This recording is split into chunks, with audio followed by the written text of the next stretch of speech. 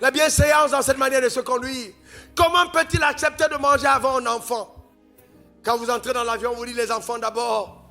Et puis les adultes après. Même à table, on donne d'abord la nourriture aux enfants. Mais voilà que le prophète brise le protocole et mange en premier. Une onction que tu n'as pas fait passer en premier dans ta maison ne te sera jamais profitable. Frères et sœurs, je prie pour les gens. Il y a des moments, je me tiens quand je cite certains noms devant le ciel. Il y a quand je parle, je sens que quelque chose accompagne ma parole. Il y a d'autres quand je parle, c'est sec. On entend le bruit, mais je sais que c'est sec. Il n'y a pas d'huile. Le moteur est sec. Parce que ça n'a pas été huilé. Il y a des choses qui créent de l'huile dans le moteur. La manière d'honorer la grâce. La manière d'honorer l'onction. L'homme est resté dans la maison. Il a mangé. La Bible dit, l'huile et la farine n'ont pas cessé dans la maison. Je te donne un secret, homme. Écoute-moi bien. Une onction dans ta maison qui déclenche le miracle ne la fait pas partie. Qu'elle habite chez toi. Le problème, c'est que vous laissez le pasteur habiter ailleurs. Mettez-lui sa chambre chez vous. Le pasteur est resté dans la maison. En fait, qu'est-ce que je suis en train de dire? Je ne suis pas dit qu'il vient dormir chez toi. Mais il faut toujours qu'il y ait sa place dans ta maison. Tant que sa place est dans la maison, l'huile et la farine déclenchées par la grâce continuent de couler. En fait, le prophète n'était pas seulement venu pour préserver la femme, mais il était venu pour apporter la vie dans la maison. Frère, beaucoup de personnes se limitent à l'argent, à la nourriture. Il y a plus beau que ça. Frère, ce n'est pas que l'argent, c'est la vie, c'est la famille, c'est la transformation, c'est la paix, c'est la joie, c'est vivre heureux dans une famille. C'est plus beau que l'argent. Je connais les hommes qui ont l'argent mais qui sont malheureux. Les femmes qui ont l'argent mais qui sont tristes. Je parle de la joie du Seigneur, de la paix de Dieu, du bonheur de vivre avec Dieu. C'est ce que la grâce produit. Quelque temps après, la femme a perdu son enfant. Dis à ton voisin, mais heureusement que le prophète était là. L'enfant est mort. Mais j'aime la femme. Elle dit, tant que cet homme est ici, je n'ai pas de problème. C'est lui qui a un problème. Elle a porté l'enfant. Elle est allée voir le prophète pour dire, attends, toi tu manges chez moi tous les jours. Tout le monde respecte ton onction et mon enfant meurt quand tu es dedans. Prends l'enfant. Mais je vous pose une question.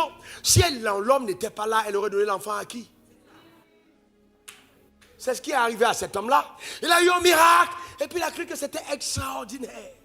Et il a commencé à mépriser la grâce par laquelle Dieu est passé. Et quand l'enfant a eu un problème à Bassam, il ne pouvait pas m'appeler. L'enfant est parti. L'onction était, vous savez, les lois de Dieu sont tellement sévères. Tellement sévères qu'il ne faut pas jouer au stupide. Il faut craindre Dieu, avoir de la révérence. C'est très important. Et il faut discerner quelle grâce on peut. Il y a des choses qui arrivent dans ta vie à cause de certaines connexions, de certaines rencontres, de certaines introductions.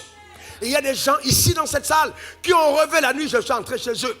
J'ai tenu la main, j'ai parlé. Le lendemain, on les appelle pour des marchés. Je me rappelle un homme dans cette église, en Gestel, qui a reçu un marché de 685 millions sans avoir lui-même postulé. Il n'a pas écrit pour demander le marché. Un ange a écrit à sa place. On a signé avec les papiers en tête, on l'a appelé à l'Union européenne. J'appelle ça des miracles rares. Quand Dieu lui-même t'oblige à devenir riche, à devenir puissant, j'ordonne dans ta vie que tu sois puissant. Donne-moi le meilleur des amens. Dis encore amen.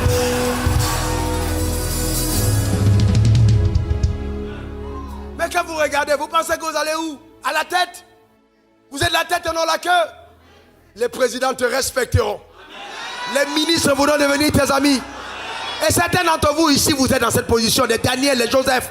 Je vous vois dans la salle, en position d'autorité, régnant sur les nations, par la grâce de Dieu, au nom suprême de Jésus.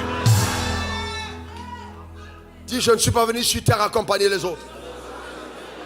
Confesse-le encore. Encore. Une dernière fois. Eh bien, ce que Dieu a pour toi, tu arriveras là. J'ai dit, tu vas arriver là. J'ai dit, tu vas y arriver. À cause de la grâce de Dieu qui t'accompagne. Reçois-la dans ta vie. Au nom suprême de Jésus. Assieds-toi, assieds-toi, assieds-toi. Et consigne ceci, parce qu'il ne faut pas que tu l'oublies. Je te donne 10 choses qui caractérisent un libérateur d'abondance. Tu es prêt? Numéro 1. Chaque fois que Dieu voudra te faire passer au niveau supérieur de ta destinée, ce sera caractérisé par une rencontre prophétique. C'est celle-là qui va t'introduire. Et tout le monde n'a pas cette grâce.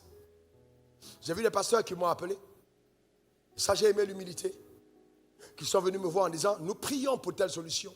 On a telle personne dans notre église, il a tel problème, et Dieu nous a dit que celui qui peut régler ce problème dans la prière, c'est toi. Il y a des gens qui ont vaincu des types de démons, que quand ils lèvent la main au ciel pour parler, c'est fini. On n'a pas tous la même révélation, on n'a pas tous les mêmes dimensions. Avoir la dimension dans l'adoration, la dimension dans le chant ou dans la prière, ce n'est pas la même dimension que dans la royauté. C'est vraiment un autre niveau. C'est un autre palier. Donc, Jésus lui-même était un libérateur d'abondance. Il dit, je suis venu afin que les brebis aient la vie et qu'elles soient dans l'abondance. Il était un libérateur d'abondance. Jésus était un libérateur d'abondance. Donc, le libérateur d'abondance va susciter la foi en tes rêves et fera mourir en toi le doute. C'est-à-dire, un libérateur d'abondance, quand tu l'écoutes, tu ne doutes plus. Tu l'écoutes, tu sais que non, c'est fini, je possède. J'ai la Côte d'Ivoire entre mes mains, j'ai le monde, je règne. C'est ça l'onction du libérateur d'abondance. Il te fait croire en tes rêves. De 3, un libérateur d'abondance est rempli de courage et a vaincu le démon de la peur. Il n'a pas peur. D'ailleurs, il a tellement vécu des situations dans la vie qui lui donnent d'avoir confiance en Dieu. Élie a eu le courage de dire à la veuve, donne-moi d'abord ma part parce qu'il a eu les corbeaux lui rendre visite. Les miracles que tu as expérimentés dans ta vie seront là les catalyseurs de ton audace. Note-le. Les miracles expérimentés dans ta vie seront les catalyseurs de ton audace. 4. Un libérateur d'abondance est généralement porteur d'instructions prophétiques qui vous sembleront difficiles à obéir. Il va te dire des choses que tu n'auras pas envie d'entendre. Il dit à la femme, donne d'abord ma part. Mais ça c'est terrible. Mais comment tu peux oser? Mais c'est l'instruction qu'il donne. Donne d'abord ma part. Il est là pour te ramener à Dieu, ramener ton cœur à Dieu. C'est ça un libérateur d'abondance. Voyez-vous, c'est quelqu'un qui a connu des expériences surnaturelles. Surnaturelles. Comme quand j'étais à Dieu, ma maison coûtait 90 000. Un matin, je me suis levé, j'ai trouvé l'argent sous ma porte parce que j'attendais que Dieu m'envoie une provision. Donc, vous voyez, ça devient tellement évident par les actions surnaturelles que vous opérez à un autre niveau. C'est ça, justement, libérateur d'abondance. Ensuite, point numéro 5.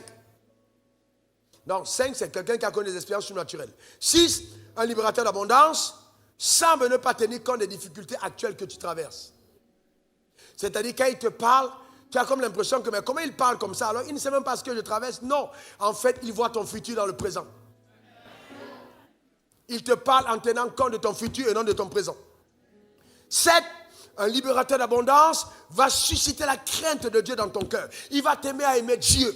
C'est-à-dire, quand tu côtoies sa grâce, tu aimes Dieu, tu te sens métamorphosé à l'intérieur. Tu te sens rapproché de Dieu. C'est-à-dire, il te rapproche de Dieu. C'est un libérateur d'abondance. Pourquoi? Parce que derrière l'abondance, il y a ce que j'appelle l'esprit de mammon. Et l'esprit de mammon, écoutez-moi bien, pasteur, prêchez-le aux autres, enseignez-le. L'esprit de mammon est celui qui détient les richesses. Donc, quiconque n'aura pas pris l'abondance pour adorer Dieu, cette abondance va l'amener à adorer, d'accord, mammon. Donc, le libérateur d'abondance comprend ça. Et il sait ramener le cœur de la personne vers Dieu pour que maman ne prenne pas l'emprise. La première chose qui est arrivée aux enfants d'Israël après l'abondance, pasteur, c'était quoi? Ils ont conçu le veau d'or. Celui qui n'a pas pris la richesse pour poser sur l'autel afin de bâtir le tabernacle va finir par adorer le veau d'or. Voyez-vous? Et c'est ça la clé. Et c'est pourquoi c'est très important pour un libérateur d'abondance de comprendre comment ça marche. Il y a une discipline financière, il y a une rigueur de gestion. Quand une discipline financière, un libérateur d'abondance va te communiquer pour te permettre dans le prophétique de dominer sur la richesse. Parce qu'en fait, quand tu es riche, voici ce qui arrive. Tu commences d'abord à être poursuivi par les esprits des chiens. C'est-à-dire que tous les esprits des chiens, ce sont des femmes qui commencent à te poursuivre à gauche, à droite, parce qu'en fait, tout ce qui caractérise la richesse,